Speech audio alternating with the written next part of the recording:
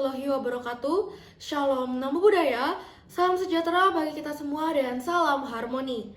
Perkenalkan, nama saya Niputu Gita Suci Maharani dengan NIM 2311011005 yang pada kesempatan kali ini akan mempraktekkan konseling kognitif dengan setting layanan bimbingan klasikal.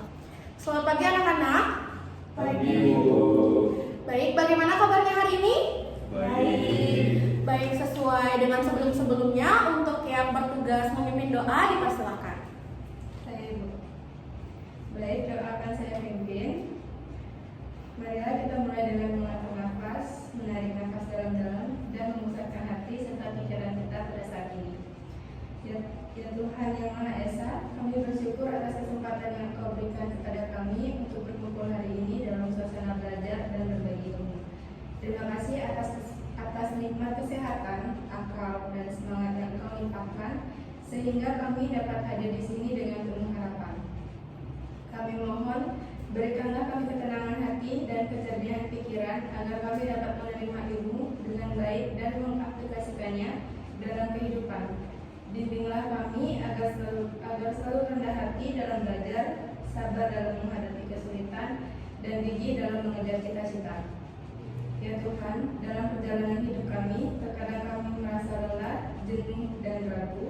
Kami mohon kekuatan dan semangat baru agar kami dapat bangkit dan terus berusaha tanpa putus asa. Ajarkan kami untuk selalu bersyukur, menghargai proses, dan melihat setiap tantangan sebagai kesempatan untuk tumbuh dan belajar. Kami juga berdoa agar Engkau menjaga kami dari segala hal yang dapat menghalangi kemajuan kami, baik dari dalam diri maupun lingkungan sekitar. Lindungilah kami dari rasa iri, dengki, dan kebencian, serta tanamkanlah sikap saling menghormati dan tolong menolong di antara kami.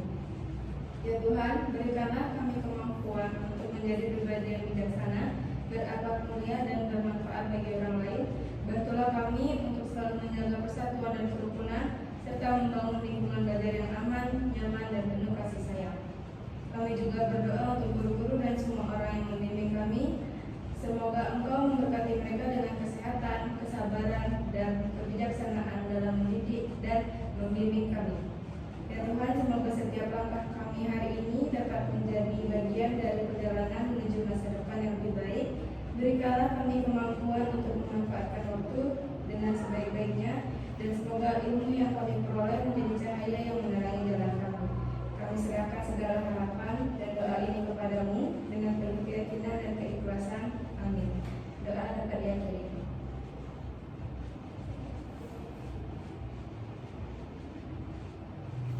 Baik, untuk memulai sesi pembelajaran kita hari ini, setelah melantunkan doa, mari kita memulai dengan salam terlebih dahulu. Om Swastiastu. Assalamualaikum warahmatullahi wabarakatuh. Shalom, namo buddhaya, salam sejahtera bagi kita semua, dan salam harmoni. Baik, sebelumnya terima kasih kepada Ari karena sudah memimpin sesi doa pada pertemuan kita hari ini. Dan sebelum kita masuk ke inti pembelajaran kita, izinkan Ibu untuk mengabsen terlebih dahulu. Untuk Nimade Ayu Sari Puspadana, Hadir. Nikomang Ari Amreni, Hadir Ibu. Ikade Dwi Arta Putra, Hadir Ibu. Murah Dananjaya. Hadir Ibu. Baik, terima kasih karena kalian sudah bisa hadir dengan lengkap pada pertemuan kita hari ini. Karena di sini kita akan membahas topik yang sangat menarik dan bahkan sering kita temukan pada kehidupan sehari-hari. Nah, jadi sebelum itu izinkan Ibu untuk bertanya kepada kalian bagaimana keadaannya atau perasaannya hari ini. Apakah sedang dalam suasana yang sedih, senang, ataupun sedang cemas karena sekarang kan kalian tengah memasuki ulangan tengah semester. Jadi apa yang kalian rasakan saat ini sebelum kita memulai sesi pembelajaran kita? Mungkin dari Ayu Sari bisa mengungkapkan. Baik, terima kasih atas waktunya Ibu. Kalau akhir-akhir ini kan sudah mulai memasuki minggu UAS, jadi saya sedikit merasa takut dan cemas akan UAS yang diberikan oleh dosen. Baik, terima kasih Ayu Sari sudah mau berpendapat. Dan Ibu harap di pertemuan kita yang selanjutnya lebih banyak lagi yang berani untuk mengungkapkan argumen dan pendapatnya. Nah, jadi di sini kita akan membahas topik yang sangat serius, bahkan yang tahu apa topik kita hari ini? Tidak, Ibu. Baik, jadi topik kita hari ini adalah bullying, yang dimana bullying itu sering dan sangat sering kita temukan pada lingkungan sekitar kita. Apakah benar seperti itu? Benar, Ibu. Baik, jadi di sini kita akan membahas bullying yang lebih intens lagi, yaitu bullying verbal. Yang dimana sebelum kita membahas lebih jauh, mari kita cari tahu dan mari kita pahami terlebih dahulu apa yang dimaksud dengan bullying verbal. Jadi dari adik-adik sekalian, apakah ada yang mengetahui, apakah ada yang pernah mendengar tentang bullying verbal? Dan mungkin agar kita di sini sama-sama terbuka, Ibu ingin menanyakan kepada kalian satu persatu dan mengungkapkan pendapat kalian terkait apa yang dimaksud dengan bullying verbal. Jadi bisa dimulai dari Ari terlebih dahulu. Baik, terima kasih atas kesempatannya. Dari pengalaman saya, bully verbal itu merupakan bully yang dilakukan melalui kata-kata atau ucapan. Baik, terima kasih Ari atas jawabannya. Kita keep jawaban Ari terlebih dahulu. Dilanjutkan oleh Ayu Sari. Baik, terima kasih atas waktunya Ibu. Sama seperti Ari, mungkin saya sedikit menambahkan yang dimana melalui kata-kata itu berupa penggunaan bahasa yang kasar, merendahkan, menghina, atau mengintimidasi seseorang. Baik, kita keep juga jawaban dari Ayu Sari. Dilanjutkan oleh Murah Dananjaya. Oke, baik, terima kasih kesempatannya Ibu. Jadi pendapat saya juga sama seperti teman-teman tadi. Bullying verbal itu simpelnya adalah melalui ucapan, yang padahal walaupun hanya melalui ucapan tidak ada tindakan fisik, tapi efeknya kepada mental dari lawan kita itu juga sangat berpengaruh. Mungkin itu dari saya. Baik, terima kasih jawabannya Murah Dananjaya. Dan dilanjutkan oleh Kadek Dwi Arta Putra. Kalau dari saya sendiri itu masih sama seperti teman-teman yang lain, itu perundungan yang memang melalui kata-kata maupun lewat media seperti itu. Baik, Ibu sangat bangga dan Ibu sangat senang atas pendapat dari kalian semua. Dan semua sudah benar. Jadi apa yang kalian ungkapkan itu memang benar. Bullying verbal itu adalah bentuk perundungan atau penindasan terhadap orang lain dengan menggunakan kata-kata yang menyakitkan, merendahkan, bahkan juga dapat mengancam bagi korbannya. Kemudian kata-kata tersebut biasanya ditunjukkan untuk menghina fisik seseorang, kemudian juga cara berbicara, kemudian bisa saja itu digunakan untuk membuli cara berpakaian sang korban tersebut, atau bahkan bisa juga membuli karena latar belakangnya seperti agama, ras, atau bahkan latar belakang keluarganya. Nah, jadi di sini bullying verbal itu bisa berupa mengejek atau memberi julukan negatif, seperti misalnya ada korban yang dikatakan, kamu gendut. Nah, itu termasuk bullying verbal. Kemudian juga kata-kata bodoh, kampungan itu juga termasuk ke dalam bullying verbal. Kemudian di sini juga menyindir dan merendahkan secara terus-menerus itu juga termasuk ke dalam bullying verbal, karena di situ korban akan merasa direndahkan. Bahkan sang korban itu nantinya akan tidak percaya diri pada saat sang pelaku itu mengungkapkan kata-kata seperti itu. Kemudian juga berbicara dengan nada kasar, itu jatuhnya itu menghina. Kemudian itu juga sudah termasuk ke bullying verbal atau perundungan verbal. Nah, jadi di sini mungkin kata-kata ini terasa candaan bagi kita, atau bahkan tanpa kita sadari kita pernah melakukan hal tersebut. Nah, jadi di sini gunanya pada sesi pembelajaran hari ini kita mengidentifikasi apakah kita pernah melakukan hal tersebut dan apa dampaknya bagi korban dan bagaimana cara kita menangani situasi tersebut. Jadi di sini juga bullying verbal sering terjadi antara siswa dan sering dianggap tidak berbahaya karena seorang pelaku yang menggunakan bullying verbal atau melantunkan perundungan verbal ini merasa bahwa fine-fine saja selagi korban tidak merasa kesakitan. Karena sang pelaku itu merasa, saya tidak memukul, saya hanya mengungkapkan kata-kata. Nah, jadi di situ merasa bahwa itu tidak berbahaya bagi sang korban. Padahal faktanya di sini sangat berpengaruh bagi korban, yang dimana itu dapat menimbulkan luka batin bagi korban, atau bahkan hal paling fatal itu sang korban bisa saja depresi atau bahkan tidak memiliki keinginan untuk hidup di dunia. Banyak yang kita lihat kasus-kasus terbaru dan mungkin yang lagi booming saat ini, kasus bunuh diri. Nah, itu juga salah satunya satunya faktornya dari bullying verbal. Kemudian apa saja sih dampak dari bullying verbal selain yang saya jelaskan barusan? Apakah ada yang ingin berpendapat untuk Ayu Sari? Baik, kalau dari saya sendiri itu dampaknya itu ke mental saya sendiri ya, karena pernah satu pengalaman itu dari keluarga sendiri itu mengatakan saya yang tidak secara fisik, jadi saya masih mengingatnya sampai sekarang. Jadi dari yang sudah dikatakan itu menjadi trauma yang mendalam bagi diri saya sendiri. Baik, terima kasih Ayu Sari sudah berani mengungkapkan argumennya terkait dampak bullying verbal bagi sang korban. Jadi sangat benar yang sudah diucapkan oleh Ayu Sari. Di situ di saat sang korban diberikan kata-kata yang tidak enak atau bahkan menyakiti hati. Nah, sang korban akan merasa kepercayaan dirinya itu menurun drastis. Bahkan tidak akan berani untuk bersosialisasi dan berinteraksi dengan lingkungan sekitarnya. Kemudian setelah dia turun rasa percaya dirinya, apa yang timbul? Dia akan malu, dia takut atau bahkan kehilangan harga dirinya. Dia tidak akan pernah muncul dan akan mengurung diri, tidak berani bersosialisasi karena merasa bahwa dirinya itu rendah dan merasa sangat tidak pantas untuk ada di sini. Kemudian juga dia menarik diri dari lingkungan sekitar. Mungkin saja bisa dianggap sebagai orang yang introvert. Kenapa? Karena dia tidak mau berbaur dengan lingkungan sekitarnya. Kemudian dia menjadi pasif, yang dimana dia akan takut berbicara, kemudian bahkan takut juga masuk ke sekolah. Misalnya ada siswa yang seperti itu. Nah, dia itu akan takut masuk ke sekolah karena dia takut dibully lagi, takut dirundung lagi, takut diberikan kata-kata yang tidak enak lagi. Dan di sini juga seperti yang saya jelaskan sebelumnya, dalam beberapa kasus korban akan mengalami stres dan bahkan dia akan merasa depresi atau bahkan kehilangan semangat hidup untuk ada di dunia ini. Jadi sebelum kita lanjut ke materi inti kita, saya ingin kalian menjawab dengan jujur dalam hati. Apakah saya pernah mengejek orang lain? Even dengan teman dekat pun, apakah kalian pernah? Dan apa saya pernah ikut tertawa saat teman saya diejek?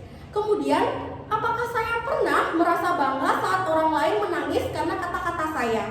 Nah, jadi silakan kalian merenungkan diri terlebih dahulu apakah kalian pernah melakukan hal tersebut, dan jikalau di sini ada yang berani untuk mengungkapkan kalau pernah melakukan hal tersebut, tidak apa-apa karena sesi kali ini sangat terjaga kerahasiaannya. Karena dalam bimbingan konseling ada yang namanya asas kerahasiaan. Jadi apapun argumen kalian, apapun yang ingin kalian utarakan akan terjaga di sini kerahasiaannya. Jadi kita di sini tidak mencari siapa yang salah, tapi di sini kita belajar untuk menyadari bahwa kata-kata yang kita ucapkan itu akan menjadi senjata untuk orang lain dan dapat melukai orang lain walaupun tidak melukai secara fisik. Jadi apakah di sini ada yang ingin jujur dan berani berpendapat terkait pertanyaan saya barusan? Baik, Ari, dipersilakan. Baik, sebelumnya terima kasih atas kesempatannya. Mungkin secara nggak langsung aja, saya kan di keluarga berempat, saya punya adik paling kecil. Nah, dia tuh kulitnya emang agak lebih hitam lah dari kita semua. Jadi kayak saya kadang manggil dia kayak badan gitu. Jadi mungkin itu termasuk bully verbal juga ya. Cuman kebetulan hari saya juga menyadari bahwa memang kulit dia itu lebih gelap dari saudaranya yang lain. Jadi mungkin dalam hatinya itu kayak terbesit, kenapa aku dibilang kayak gitu, padahal kayak sama persaudaraan. Itu sih Bu.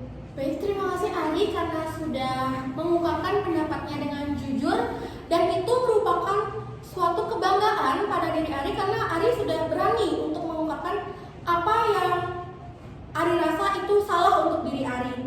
Nah, jadi di sini seperti yang saya katakan sebelumnya, kita tidak mencari di sini siapa yang benar, siapa yang salah. Tapi bagaimana kita hari ini dapat mengubah pikiran-pikiran dan perilaku-perilaku kita yang seperti itu ke arah yang lebih positif lagi. Jadi di sini ibu ingin kalian memahami bahwa seseorang mengejek orang lain itu biasanya pikiran-pikiran yang muncul itu di kepalanya seperti yang dicontohkan tadi. Kalau bisa bikin orang ketawa, pasti kita disukai. Kemudian teman yang beda itu aneh, wajar kalau diejek. Itulah pikiran-pikiran yang negatif yang muncul sebelum kita melakukan ejekan tersebut. Nah, jadi pikiran-pikiran tersebut itu biasanya akan muncul secara otomatis. Kita merasa bahwa itu hal biasa. Tapi, tahukah kalian bahwa apa yang kita rasa itu biasa ternyata benar-benar berpengaruh pada korban. Pikiran-pikiran irasional kita yang kita pikirkan dan kita lantunkan kepada korban itu sangat melukai korban. Jadi di sini kita akan belajar bagaimana kita menangani hal tersebut dengan teknik-teknik yang ada dalam teori kognitif. Jadi untuk menangani hal tersebut, kita di sini akan menggunakan teknik yang namanya teknik restrukturisasi kognitif. Jadi apakah dari anak-anak sekalian ada yang pernah mendengar dan mengetahui apa itu teknik restrukturisasi kognitif? Belum, Ibu. Baik, itu wajar kalian belum mengetahui karena hari ini saya baru pertama kali memberikan informasi kepada kalian apa sih yang dinamakan dengan teknik restrukturisasi kognitif. Jadi di sini teknik restrukturisasi kognitif artinya kita belajar mengubah cara berpikir yang salah atau tidak sehat atau biasa kita sebut dengan pikiran irasional menjadi pola pikir yang lebih logis, positif, dan empati. Contohnya, saat pikiran negatif muncul, misalnya seperti ini. Kalau saya nggak ngejek, saya bakal dianggap aneh, saya bakal dianggap lemah. Jadi, kita coba masukkan dan hadirkan teknik restrukturisasi kognitif ini hadir dan coba pikiran kita yang baru yang lebih positif dan rasional seperti aku bakal tetap punya teman walaupun tidak ikut mengejek. Nah, seperti itu. Jadi, kita di sini sekarang akan latihan dan sebelumnya nanti saya akan membacakan suatu skenario yang dimana kalian di sini akan mengidentifikasi apa pikiran negatif dari pelaku dan bagaimana kita ubah menjadi pikiran yang lebih positif. Dua itu. Jadi yang pertama, apa pikiran negatif dari pelaku, dan yang kedua, bagaimana kita ubah menjadi ke arah yang lebih positif. Dapat dimengerti? Dapat Jadi skenario-nya itu yang pertama, seseorang siswa itu sedang mengejek temannya karena kurus dan tidak mau berbicara. Ada seorang siswa diejek karena dia kurus dan tidak mau berbicara. Apa pikiran negatif dari pelakunya biasanya? Ada yang bisa menjawab? Baik, Ari, dipersilakan. Sebenarnya terima kasih atas kesempatannya. Mungkin yang bisa saya berikan contoh terhadap pikiran negatif itu seperti mungkin dia orangnya emang gak suka makan atau nggak diperhatiin gitulah sama orang tuanya. Itu yang muncul, berarti orangnya itu gak suka makan, pikiran negatifnya. Kalau pikiran negatif itu kita ubah ke arah yang lebih positif, apa yang muncul? Kalau diubah menjadi pikiran yang lebih positif, mungkin saja memang gen dari orang tuanya dia yang kurus, jadi itu nurun ke dirinya dia sehingga dia juga ikut kurus seperti orang tuanya. Baik, terima kasih Ari karena sudah berani menjawab dan jawabannya sudah sangat benar. Beri tepuk tangan kepada Ari. Kemudian, skenario yang kedua. Teman satu kelas selalu disindir karena pakaiannya lusuh. Apa pikiran negatif yang muncul pada saat sang pelaku itu ingin memberikan perlindungan verbal kepada sang korban? Baik, Ayu Sari, dipersilakan. Baik, kalau misalkan saya di posisi pelaku, mungkin saya akan berpikiran bahwa dia kok selalu pakai pakaian itu aja, pasti nggak pernah dicuci deh pakaiannya.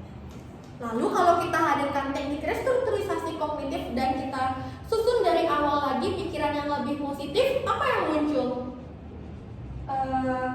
Kalau diubah ke yang lebih positif, mungkin dia sudah memang dia sudah mencucinya, sudah mencuci baju tersebut, dan mungkin dia memang sangat menyukai baju tersebut, tapi tidak sempat untuk mungkin ibu atau orang tua di rumah tuh menyetrika atau bagaimana dan cepat-cepat sehingga terlihat lecak dan lusuh. Baik, sangat benar apa yang dijawab oleh Ayu Sari. Sekali lagi beri tepuk tangan kepada teman kita. Luar biasa sekali karena saya merasa bahwa kalian sudah bisa mempraktekkan langsung dan menghadirkan teknik restrukturisasi kognitif ini hadir di sekitar kita dan dapat mengubah pikiran negatif kita yang menjadi pemancing kita untuk melakukan bullying verbal ini, dan kita redupkan itu dan kita hadirkan teknik restrukturisasi kognitif dan kita ubah menjadi pikiran yang lebih positif lagi dari pikiran-pikiran negatif yang sebelumnya dipikirkan. Nah, di sini sebelum saya tutup sesi kelas hari ini, saya ingin bertanya pada kalian semua, apakah yang dapat kalian petik pelajaran hari ini dan apa yang dapat kalian terima ilmu dari hari ini, dan nanti kedepannya bagaimana sikap kalian di saat kalian menghadapi situasi bullying verbal tersebut? Mungkin bisa dijawab mulai dari Murah dan Jaya. Oke, baik, terima kasih kesempatannya Ibu. Jadi dari pertemuan hari ini yang saya pelajari adalah yang menjadi sumber masalah dari adanya bullying verbal itu adalah pola pikir dari seseorang. Jadi alangkah baiknya sekarang dengan kita mengetahui teknik yang Ibu sampaikan tadi, kita mulai lebih memikirkan hal-hal yang lebih positif. Misalkan seperti tadi, skenario pertama adalah pikiran jahat, di mana misalkan dalam kasus pakaian lusuh tadi itu dia mungkin orang tidak bersih, itu pikiran jahatnya, tapi kita harus pikirkan juga skenario lain seperti mungkin di perjalanan sekolah dia mengalami kejadian apa, dia mungkin orang yang baik, mungkin dia membantu orang terlebih dahulu. Jadi bisa diarahkan ke situ agar kita bisa mencegah adanya bullying verbal ini dari diri sendiri. Mungkin itu saja dari saya. Terima kasih. Baik, tepuk tangan untuk Murah dan Jaya. Apakah ada yang memiliki pendapat berbeda atau kalian semua memiliki pendapat yang sama untuk Murah dan Jaya? Sama Ibu. Baik, karena Ibu merasa kalian sudah memiliki jiwa empati kalian muncul dan sudah mengetahui apa makna dari pembelajaran kita hari ini, Ibu rasa hari ini apakah sudah cukup untuk sesi kelasnya? Cukup. Untuk mengakhiri sesi pembelajaran kita hari ini, mari kita akhiri dengan doa dan salam penutup yang akan diwakili langsung oleh Ari Anggreni. Baik, untuk itu doa akan saya pimpin. Marilah kita hening sejenak, menarik nafas dalam-dalam dan memusatkan hati serta pikiran kita. Mari kita tutup pertemuan hari ini dengan mengucapkan rasa syukur atas kesempatan belajar yang telah kita jalani bersama. Semoga segala ilmu dan pengalaman yang kita peroleh menjadi bekal dan bermanfaat bagi kita semua. Terima kasih atas kekuatan dan kesehatan yang diberikan sehingga kita dapat mengikuti proses pembelajaran dengan baik. Terima kasih atas kebersamaan, semangat dan rasa ingin tahu yang telah kita tunjukkan. Semoga ilmu yang telah kita pelajari hari ini dapat menjadi sumber inspirasi dan pencerahan dalam kehidupan kita. Semoga kita mampu mengaplikasikan pengetahuan dan keterampilan ini dengan bijaksana untuk kebaikan diri sendiri, keluarga, dan lingkungan sekitar. Berikanlah kami semangat dan ketekunan dalam menghadapi tantangan belajar ke depan. Bantulah kami untuk selalu gigih dan tidak mudah menyerah dalam meraih tujuan dan cita-cita. Semoga kita selalu hidup dalam perdamaian, saling menghargai, dan menjaga hubungan baik satu sama lain. Semoga suasana belajar dan bekerja kita selalu dipenuhi rasa hormat dan pengertian. Doa dapat diakhiri. Untuk itu pertemuan hari ini saya tutup dengan salam. Om Santi Santi Santi Om.